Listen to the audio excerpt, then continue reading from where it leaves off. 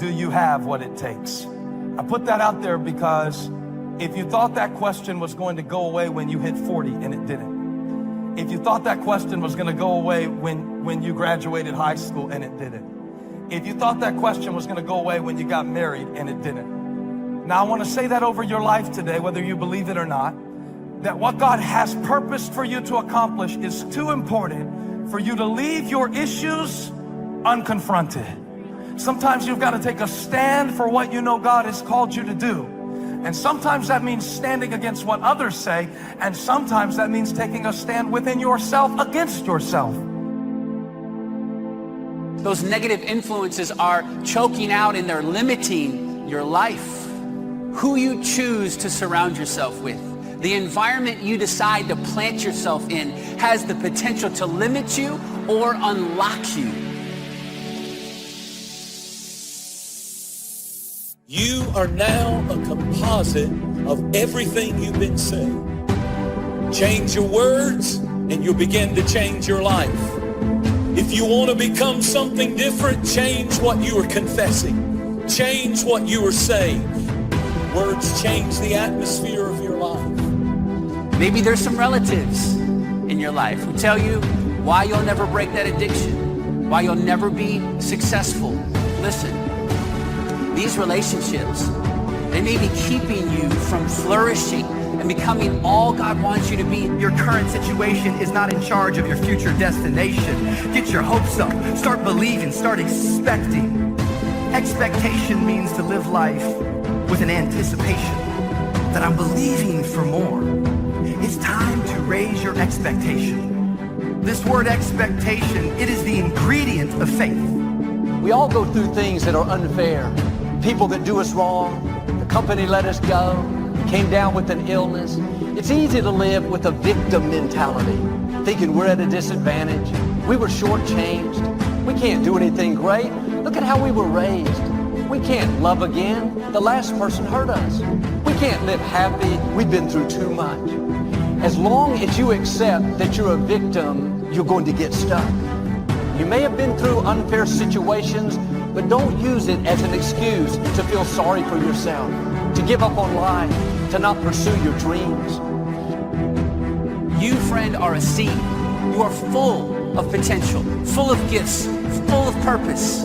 But if you plant yourself in unhealthy soil, if the environment and relationships you choose to surround yourself with aren't healthy, or they're filled with compromise and negativity, an environment with limited mindsets telling you what you can't accomplish, pulling you down, then you won't see the growth that you've been designed to experience.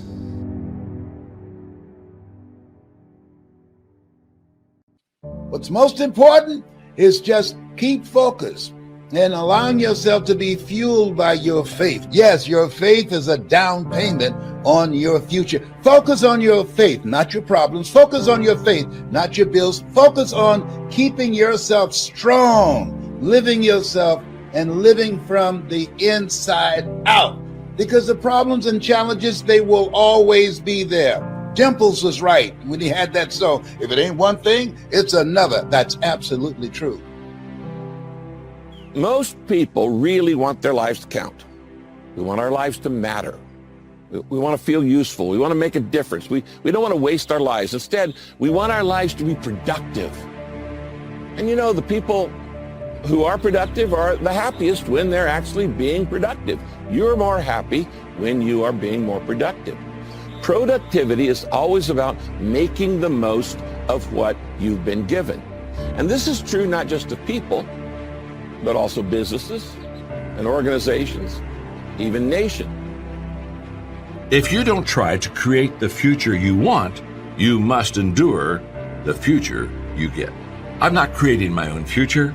I'm just enduring the future that comes to me. But the moment that I become intentional, the moment that I say, I have a choice, I can make a difference, I don't have to become a victim, the moment that happens within my life, I begin to create a better future for me. So the question is, do I wait for good things to happen, or do I work for good things to happen, which means I'm intentionally taking action to do my very best to make the best out of something that isn't so hot? I hope that you no longer wait for good things to happen for you and to you. I hope you begin to intentionally work to make them happen. See, a lot of people are caught up in the distractions. A lot of people spend all kind of TV time and internet time watching old fights and sporting events. But this is no time to be a fan. This is no time to be a spectator. Listen to me. Listen to me. You have something special. You have greatness in you. But most people don't take the time to focus, to put in the effort and the time to develop that greatness, to discover that greatness. And if you don't focus, if you don't put in the effort, if you don't work it, it doesn't work if you don't work it. You see, there's definitely a time to focus on self-development, focusing on you, checking your attitude, checking your dreams, your plans. Self-development is critical. But may I propose another focus? Something that's key to you reaching your full potential? That's soil development. That means assessing your environment. It means assessing your relationships. Friend, you need to be selective right now with whom you give your time, energy, and attention to.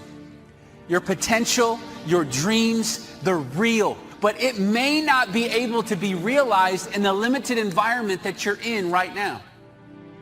And if you have this kind of mindset, there are things that God is going to do through you, for you, as you. And have this mindset. Even if you don't have two pennies to rub together, have this mindset. Even if you're going through foreclosure, I've been through that. All that, it doesn't mean anything. What matters most, not what happens to you, but what happens in you. Do what you have to do to reach your goal, to reach your dream, to change your life. Do what you have to do.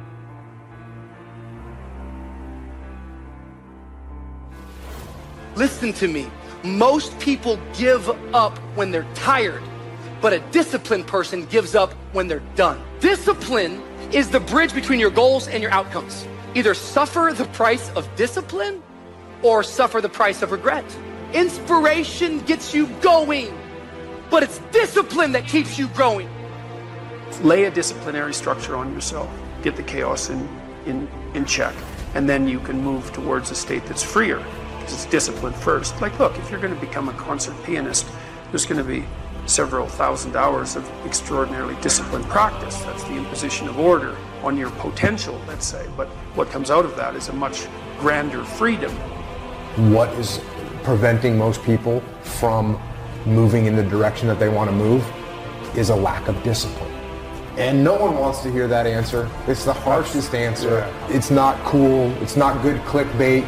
Because the reason it's not good clickbait is because, well, you can put this as clickbait, the one reason most people don't succeed, right? But then as soon as you click on that clickbait and then it says discipline, they don't even read it. Yeah. They don't want to hear it. Because what they actually, when they see that word discipline, it's actually a slap in the face because they know it's true, right? If you want to make progress in your life, you got to have discipline. Mm-hmm. That's how you get there. Discipline is the root of all good qualities. Change is inevitable. So here's what's going to happen. No matter what's going on in your life, it's not permanent. Everything is going to change. So there's two things you can do with change. You can react to it or you can participate in it. So if you keep waiting around, you're going to have to react to the change. And now you're behind. But if you participate in the change, if you know the job you have is not going to last forever. I'm just telling you, COVID proved that already. So what you got to start doing is you got to start anticipating that it's going to change and just start living your life with the preparation for change. No matter what you're doing, you could be doing more. Remember that. It's 24 hours in a day. You got to use as many of those hours to prepare.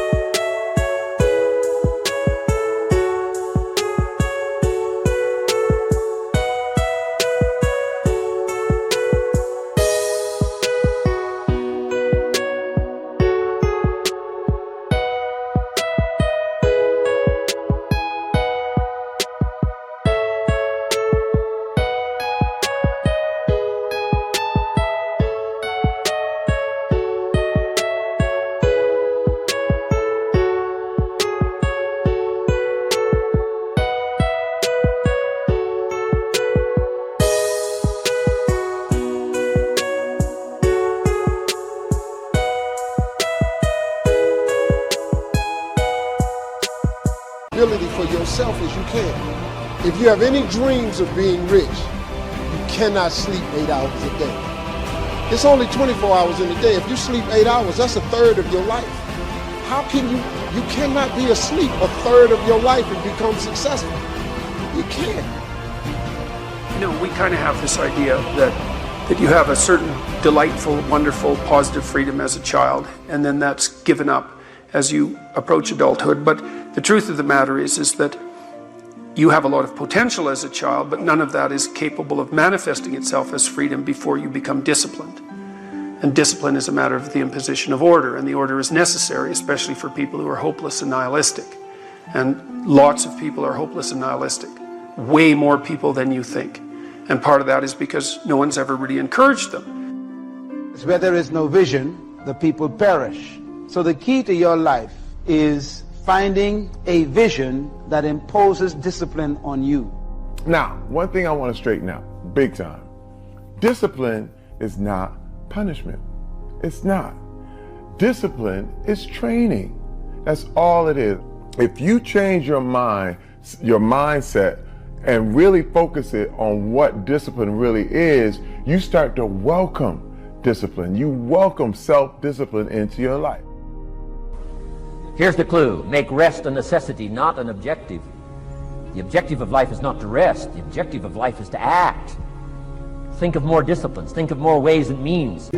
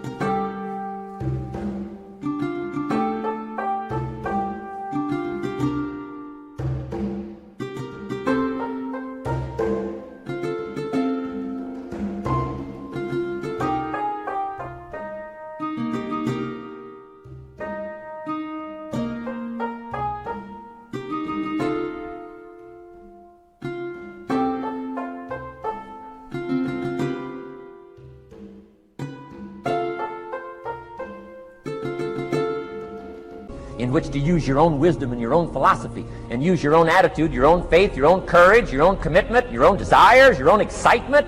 Invest it in discipline so that it's not wasted. The smallest of discipline.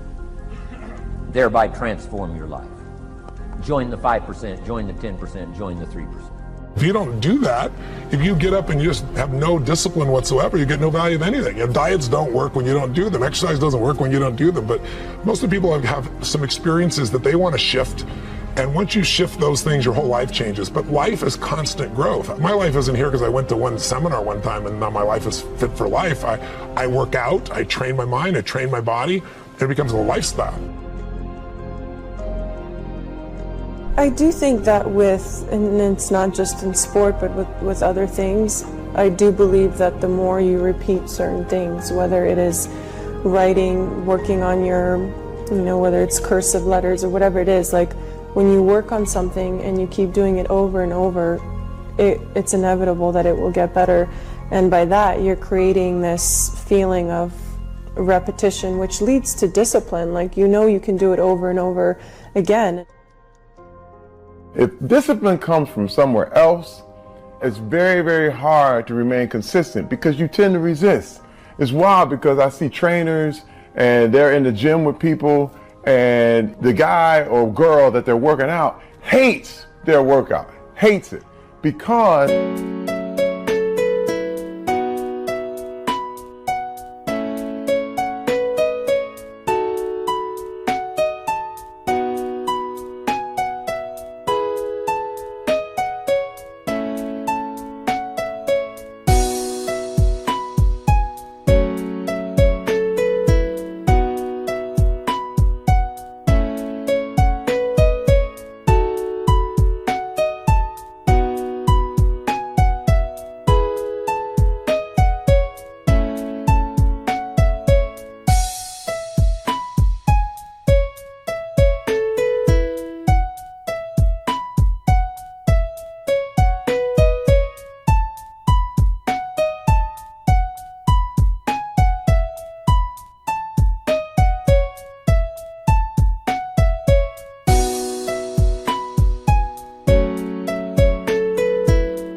The discipline is coming from somewhere else. It's something that you dread every time you go in. You don't really want to do it. It's like, but oh no, my trainer's here. He's about to, beat me up and make me feel crazy. Well, the truth is, every trainer should work his way out of your life. So you can go ahead, do your own workout, do your own thing, practice self-discipline. Resilience is very different than being numb. Resilience means you experience, you feel, you fail, you hurt, but you keep going. When we are hit by a crisis, people that just kind of go numb, which basically means that I feel nothing, I'm not learning, I'm kind of like not even living, and that makes us a victim.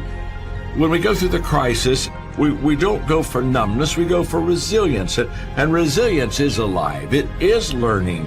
And what happens is resilience makes us victorious. It's that resilience and remembering that you put in your heart, you store it in your heart. So the next time you have an obstacle, a difficulty, an adversity in your life, that resilience remembers. Don't allow the crisis to numb you. Be alive, learn, feel, fail, learn. That's what it's all about if you want to make this difficult time a good time. Motivation doesn't get